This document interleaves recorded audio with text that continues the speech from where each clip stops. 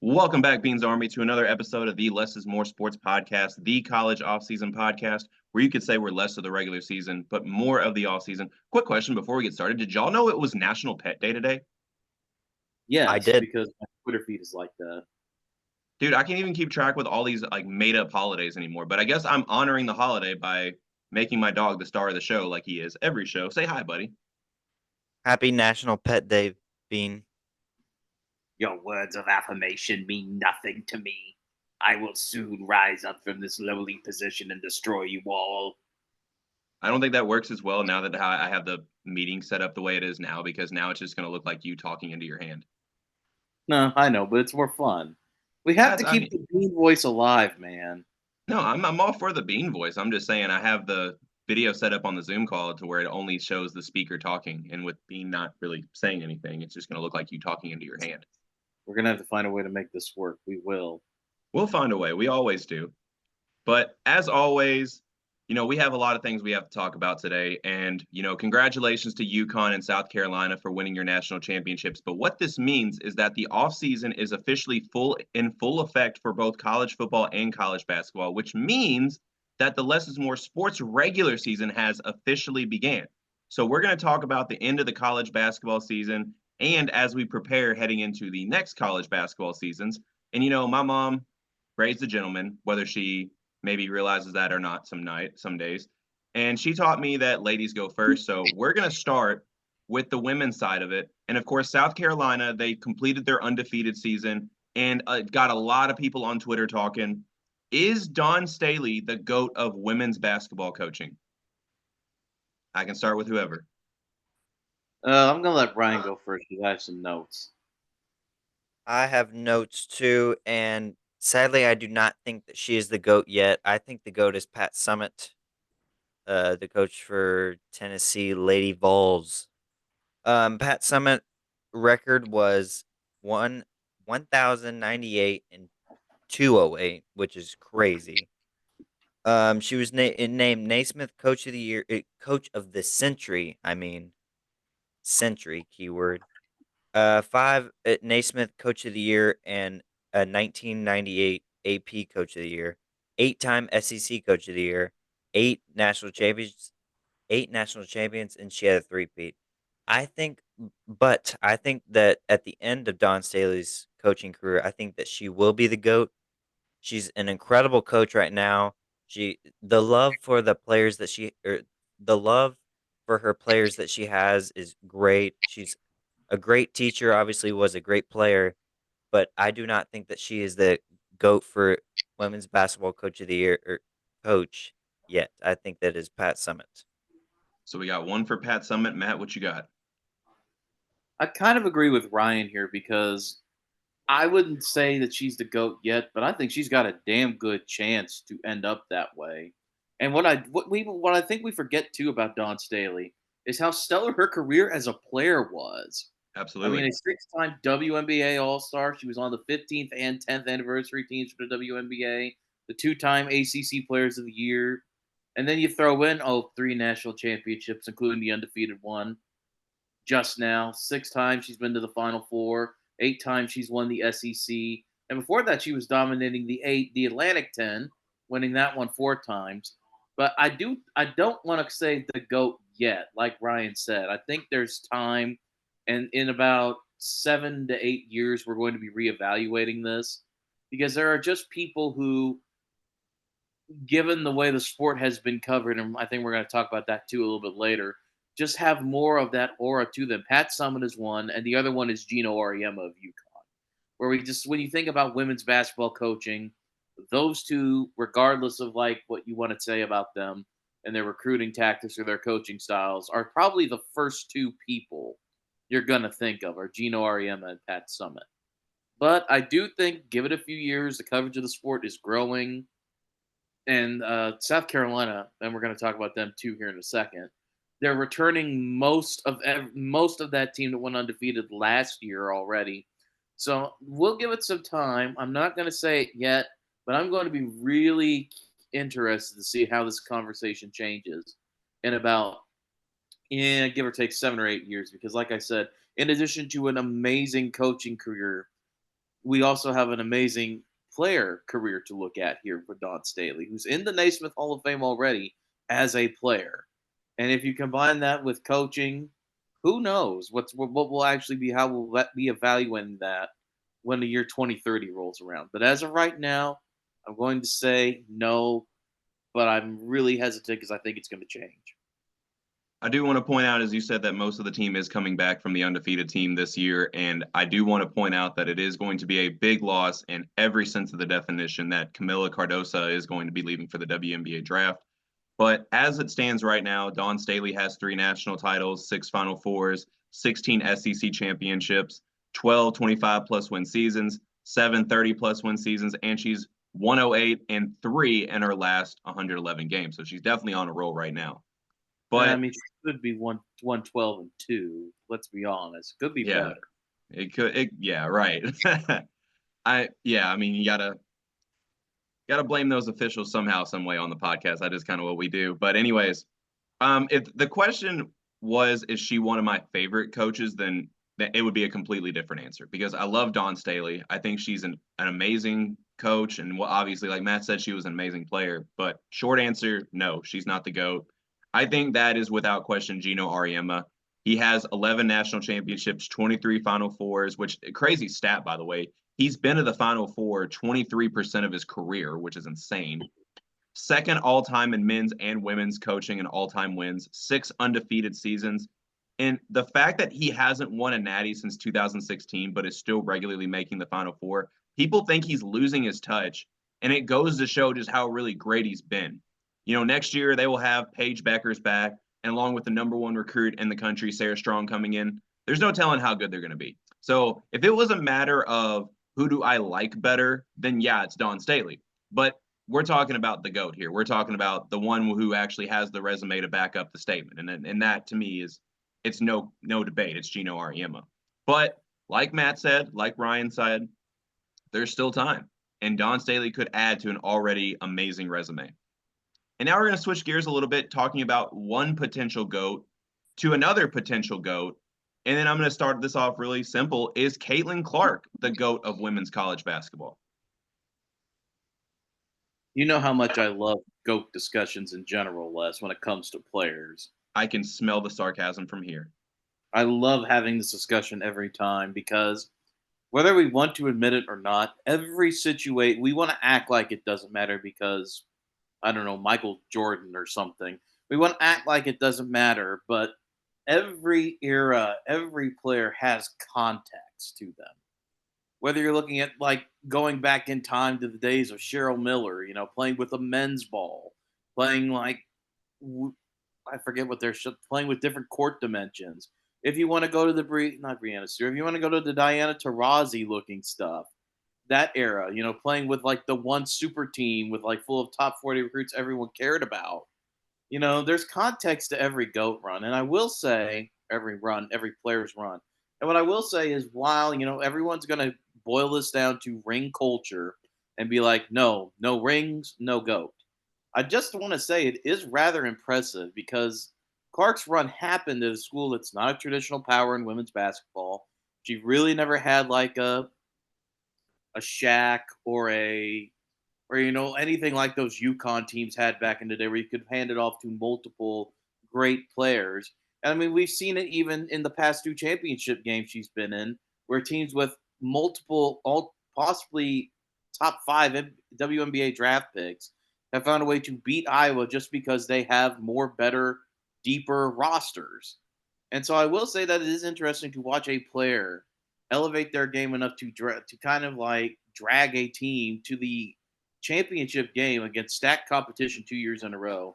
But I know that people are just going to comment about ring culture and be like, oh, no ring, no GOAT.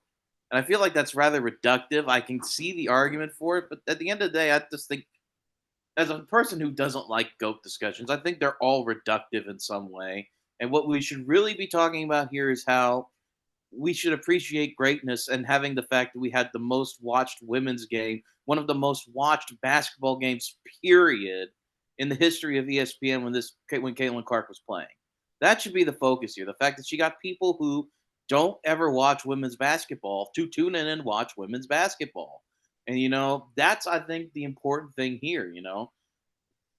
People who I've never seen like even care an iota about the women's Final Four probably don't even know like three women's players. Were tuned in to both the Elite Eight, the Final Four, and the championship game just to see what this girl, just see what Caitlin Clark would do. And I think that's an achievement in and of itself, not to mention the scoring title, not to mention all this other stuff. And I understand that like we're going to have conversations and people have their standards. But if you ask me, this should be about the GOAT. This should be just about how awesome it is that people are paying attention to a sport they otherwise wouldn't have cared about. And the effects are still going strong because we've got the Indiana Fever. 36 of their 40 games are being broadcast somehow nationally, whether it be on the NBA network, whether it be on ABC. 36 of 40 for a WNBA team because they have the number one overall pick and can draft this kid. And as we're going to talk about once we get through this discussion, there's a lot more talent in that sport now. People are realizing it. People are investing in it. We had the most watched women's final. We had to watch most watched women's Final Four. It's only going to get better from here if people can just keep that momentum going. So I think a GOAT discussion is irrelevant, really, here. I think we should be more focused on the fact that we're watching a sport on the verge of exploding into the popular limelight. And I think that's what's more important here than any GOAT discussion could be. But that's just my opinion. Ryan, what you got? So Matt and I's answer is very, very similar. What I wrote down. So I'm gonna just say my answer is gonna be really similar to Matt's. But I'm glad we're kind of thinking the same. So I think the real question here is, do you need a national championship to be the GOAT? In this case, no, I don't think you do. I think Caitlin Clark is the GOAT. Two two-time unanimous player of the year. Um she now holds the NCAA D1 scoring record, and in the tournament she holds the 3-point and scoring record, which is crazy. She in 4 years at Iowa, she had over 26 points per game and over 7 assists. Not only was she a scorer, she was one of the best passers too. Um Trying to look back in my notes real quick. And one thing that Matt brought up with, I agree with. She she and some other players, but mainly her, she brought back women's basketball. People are paying attention to women's basketball this year. There's so many viewers. What was it? 18 million, something like Mm-hmm. that. Mm-hmm. 18 Yep. million viewers. It's, since the men's tournament wasn't like that great this year, a lot of people were paying attention to the women's tournament more, and I think that's really, really good for the sport. And I considered Brianna Stewart up there with her, maybe second, maybe first, in some people's opinion. But I just think that Kaylin Clark's teammates weren't as good as Brianna Stewart's, and I think that she carried Iowa. I mean, they have Hannah Stuelke, they have Kate Martin, which are really good players. But I think she's the GOAT because she took Iowa, who's not really, you don't think of Iowa mainly in women's basketball. You think of UConn and like being great in women's basketball. So I think that she is the GOAT of the women's basketball. Before I get started on my take on is she or is she not the GOAT in this conversation, I do want to address the TikTok video that I posted from the show because, I want to, first and foremost, I want to thank everyone that commented and liked on the video. And I wanted to clear a couple things up. Number one, I do not hate Caitlin Clark in the slightest. I think she is a phenomenal player. She has been great for the sport. But the thing is, I think a lot of people that commented, only about maybe one or two people actually heard what I said. And I was not arguing that the moving screen in the UConn game was not a foul. What I argued is that they don't normally call it. And then they picked one of the absolute worst times to call it. It's often a call that gets overlooked 9 out of 10 times. But then, like in the biggest part of the game, they chose to, okay, yeah, that is a moving screen. That's the part that I disagreed with. But that's neither here nor there. I just wanted to address that real quick. But back to the original question, which is Caitlin Clark the GOAT? I'm going to start my answer with another question. Do we consider Allen Iverson or Steph Curry the GOAT of the NBA? Look, Caitlin Clark has been the most influential women's college basketball player and has transcended the sport. And for that, she deserves her flowers, much like Allen Iverson and Steph Curry do. But when it comes to is she the best? I agree with Bree Stewart. She would have at least had to have won a natty because even though maybe some of her teams weren't as good as some of Bree Stewart's, you still got to at least show that you can get it done. And for that reason, I can't put her over some of the other greats that I've watched over the years, whether that be Bree Stewart, whether that be Maya Moore, Candace Parker, etc. And even now, y'all have heard that I think Paige Beckers is an overall better player. Now, Paige Beckers, to the same point, has to win a ring to even be considered in this conversation as well. But even though I think that a lot of these teams did have better players than what Caitlin Clark has, that doesn't change at least how great some of these other players were. In a lot of ways, they were as great as they were because of these players. And that's where I stand on it. Caitlin Clark, she transcended the women's game and she deserves all the credit in the world for that. But no, she is not my GOAT. Short answer. And now that brings us to the last question on the women's side. With the end of Caitlin Clark and Angel Reese's women's college basketball career, this sparks the end of the women's college basketball popularity. Whoever wants to go first on that one. Go ahead, Ryan. I went first last time. Um, the question is, will it fall off, right? Yeah. Okay. Yes, I think it'll fall off just by a little bit. They're still really, really good players. For example, Paige Beckers, Juju Watkins, who was amazing in her freshman year. Um, but for the whole sport, I think it will fall off a little bit just because you're losing some really, really good talents and Caitlin Clark and Angel Reese and Cameron Brink too, uh, etc. Other players. Um, but I think the influence on little kids that Caitlin Clark had really, really stuck out for her. Like Les said in the last question. Um, but I think that it still will be watched because there are some rare talents that we haven't seen in a while. But I think it'll fall off just a little bit. I Matt, I don't think it's think your it turn. will. I don't think it will. I think that there are enough storylines and personalities that they can tap into that potential now that even without Caitlin Clark, even without an Angel Reese type player, because like we've discussed, South Carolina is bringing everybody back outside of Camila Cardoso. I mean, Raven Johnson's back. Chloe Kitts looked like she was going to be pretty damn good in that championship game. Like Ryan said, you've got Juju Watkins at USC. I know they're in the Big Ten now, but that's still a Southern California kid coming back for their sophomore year, playing in the Big Ten, a conference with all those exclusive deals. You get in Peacock and God knows what else. You've got UConn, like what Les was talking about. You've got Paige Beckers. They've got Sarah Strong coming in. We all forget about Aziz Fudd coming back. She's a very good player too. And there's going to be that redemption arc with them. Can they get back to the Final Four? Can they overcome that moving stream that happened against Iowa? Can they get Gino Auriemma back to the promised land? And then there are teams elsewhere like Notre Dame, who's got like Hannah Hidalgo. She's one hell of a player too. They're going to make a pretty good run. Texas has a very good roster coming into next year, led by Madison Booker. Booker. They may be one of the best teams in the country. And I mean, even beyond that, LSU, yes, they've lost Angel Reese, but arguably they have the second most talked about figure in the sport in their coach, for better or worse. People follow Kim Mulkey, whether for better or worse. They love her fashion choices. They're interested in her politics. Her press conferences are always like very interesting. So I mean, whether they want to admit it or not, Kim Mulkey is probably like the second biggest name, probably behind Juju, the third. I put her behind Juju Watkins and Paige Beckers going into next season. And the women's game has momentum. And with all these storylines coming back, even without players like Angel Reese and uh, Caitlin Clark playing, they're going to be just fine. There are a lot of stars out there. I mean, heck, even Iowa State. We watched Audie Crooks turn into like an all-star caliber player right before our eyes in the tournament. I think there are plenty of storylines and plenty of good players. that were kind of like mentioned.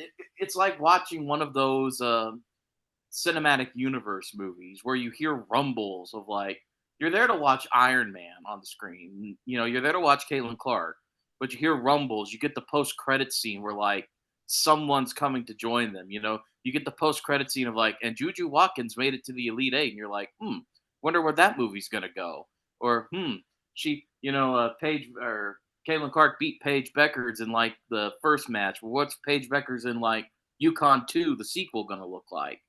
So I think that I would say I think they're stronger than ever, and I think it's going to stay that way. I think like you've got enough good storylines to keep it going, and I'd be very surprised if there was a big drop off, maybe a little drop off, but not a big drop off at all, just because there's so much talent out there, and the SEC and the Big Ten, which are the two power players, have very good teams in them. Whether it be even teams that have lost like coaches, like Kentucky goes out and get Virginia Tech's head coach Kenny Brooks. He's brought over some good talent. Indiana was good this year with women's basketball. They lose some big players, but they still got a lot of shooters and Terry Morin at the helm. So, I mean, the two big conferences are deep. They're good. They're loaded with star players. I think the women's game is in the best shape it's been in a long time. I agree meant to with Matt. sorry. I meant to add this. It'll be also interesting to see where Haley Van Lith goes from LSU. Oh, absolutely. Well, she should go to South Carolina. Yeah. Lord. If we're following the trends here. But anyways, I actually agree with Matt on this one, and I'm going to use a little analogy from my own personal life. A lot of people who have been following the podcast for a long time know that I work at FedEx to actually pay the bills because the podcast doesn't pay the bills at this time. When COVID happened and everyone was staying at home, more people started ordering online, and then they realized that ordering online isn't that much more expensive than just going in the store and getting it and picking out what you want. And because of that exposure, more people stayed ordering online, and then FedEx's volume only grew from there and stayed to a certain point. And that type of analogy is kind of where I think women's basketball is right now.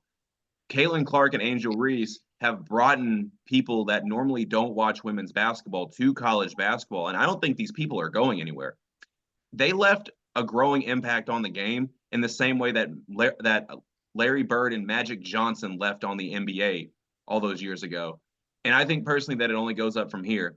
Like you all said, we have all the returning players like Juju Watkins, Paige Beckers, Madison Booker, Flau'jae Johnson, Raven Johnson, and so on and so on. Not to mention you have really talented players coming in like a Sarah Strong. I got to shout out a Duke player here like Toby Fournier.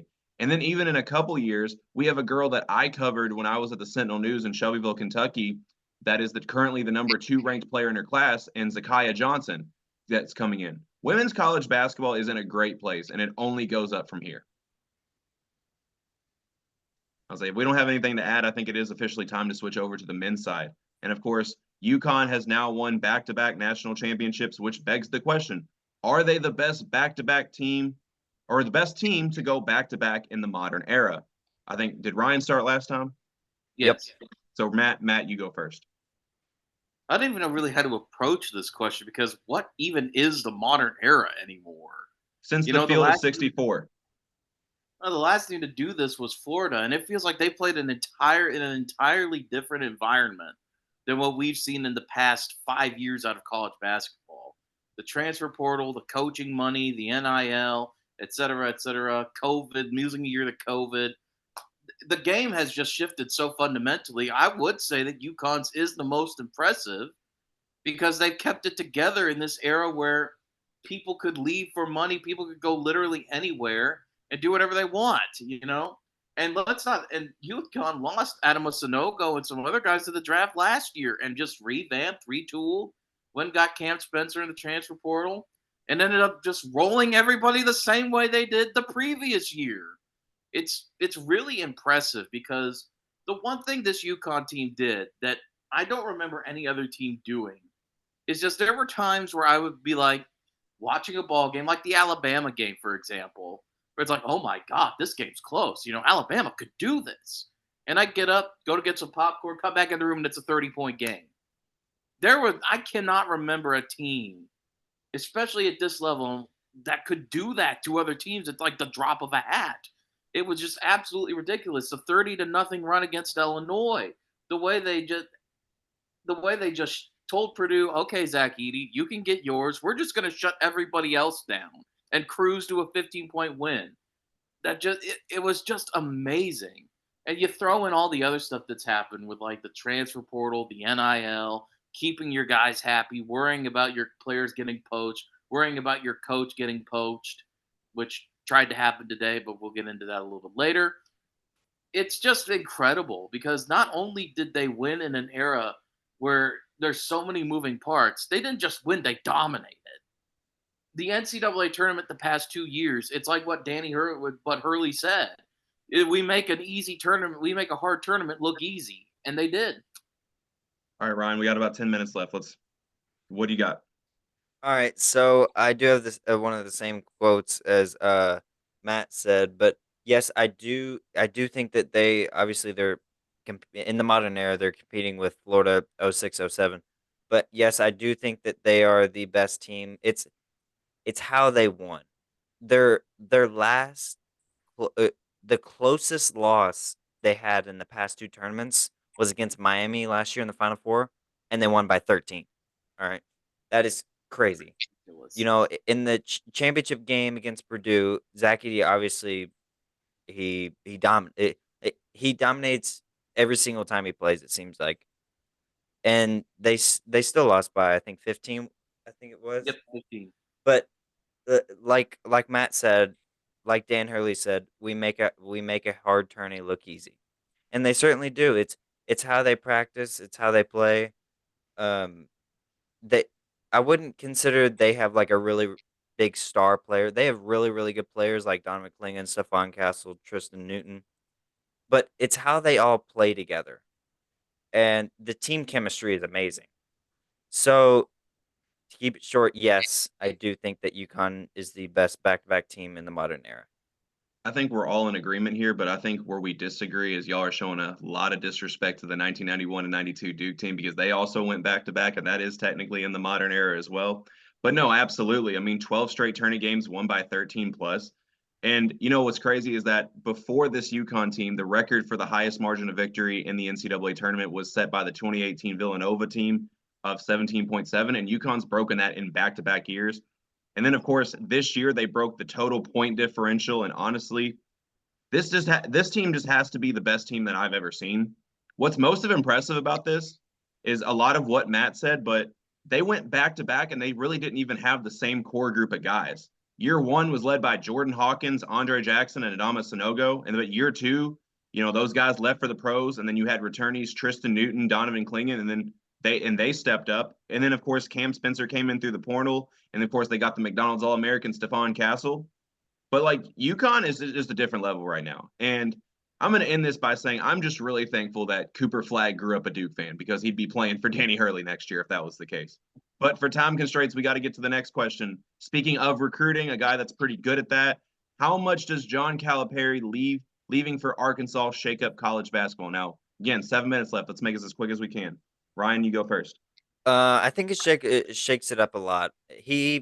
Whether you like it or not, he is a legendary coach. I think he's one of the best coaches remaining from that era. You know what era I'm talking about. I'm talking about Coach K, Roy Williams. You know Rick Pitino's still coaching, but I think he's a part of that too. But not only did he leave, which I thought was unexpected at this time, he left for an SEC opponent in Arkansas. I thought that was really crazy, and now Kentucky has to look for a new coach.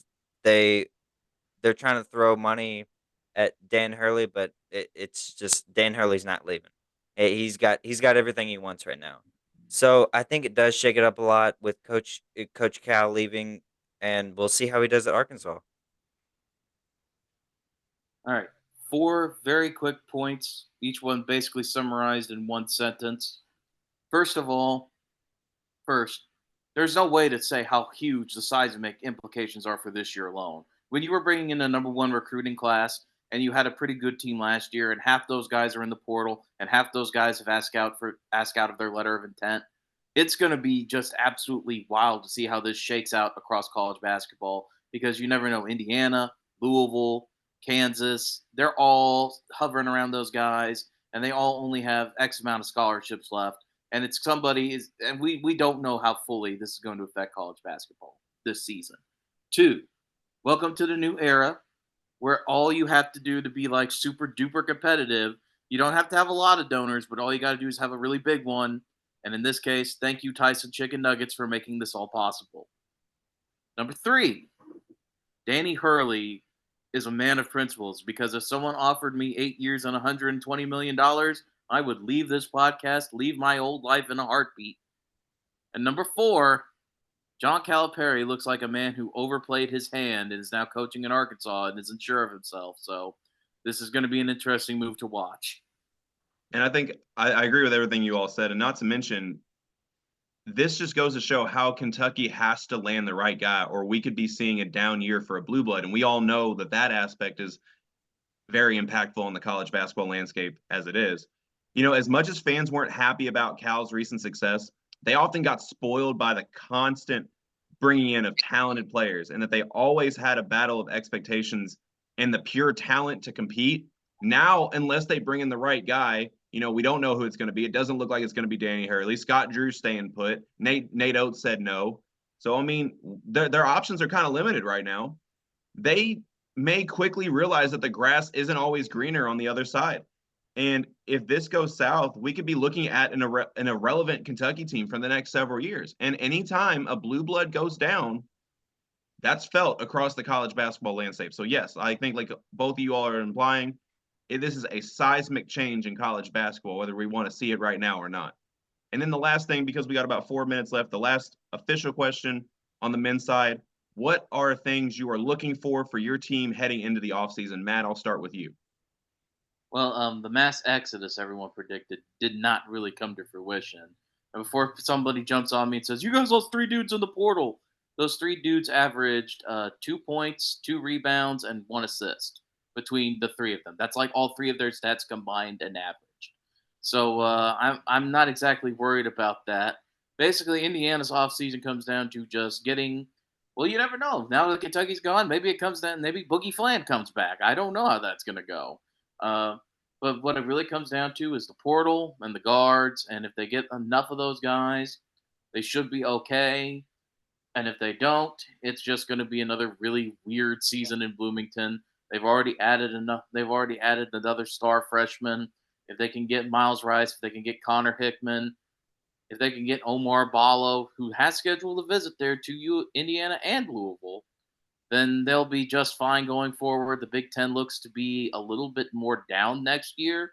So it's just going to be, it just comes down to the portal and shooting, since they were able to keep most of the guys who contributed to that team to input. And the best of luck to Khalil Ware as he heads off to the NBA lottery. Ryan, what you got? I meant to say this about Cal. All he's trying to do is walk Paul. So if we could leave him alone. Leave Paul alone. Let Paul live. It's National Pet Day, damn it. Yeah. But for Louisville, I think that they just need everything. Come on now. We need to hit the portal so hard. Like Cal said, I met with the team. We have no team. We got 3 players on the team, and they're from Charlestown and James Madison. But yeah, we just need to hit the portal hard. We need to bring some energy into the university. Pat Kelsey added Peyton Siva to the staff today for alumni something and player development. So Louisville needs about everything. A lot of transfers, a lot of depth. For Ohio State, they have a good amount of players returning. They added Michi Johnson, which I like, and they need to hit the portal too for some more experience, more depth, and they need to bring more energy under Coach Diebler. You know, for Duke, this offseason isn't going to be like last year where most of our roster came back and no one entered the portal. Christian Reeves and Mark Mitchell have already entered the portal. And of course, we're still waiting to see what everyone else does. We assume Kyle Filipowski goes pro, but there's still question marks about Jeremy Roach, Tyrese Proctor, and Jared McCain. I think Jared McCain goes pro myself, but that's just me. But on the bright side, one of the best recruiting classes of all time is coming in. And for me is to find the balance of keeping the talented players that they have coming in, along with, you know, bringing in some experience along with that. And for Texas, it's pretty simple. Trey Johnson and Cam Scott are coming in. Don't make it like last year where all their recruits leave for either the G League or Australia, and of course keep some of the key guys from this year's team for next year. And that wraps up what I have to say. So we got about less than a minute left. So as always, like and subscribe to Less is More Sports YouTube and Spotify channel. Be sure to follow the social media pages on Facebook, Twitter, and Threads. That's at Less is More Sports. And before we leave, speed round. Because it wasn't this year, what was the worst NCAA tournament of all time? I'm gonna start by saying the 2008 one because we had four 1 seeds in the Final Four. Boring as hell. What y'all got? Honestly, it was this year's. I'm sorry, Les. Boo. I'm going with this year too. There was no buzzer beaters, and this year was the easiest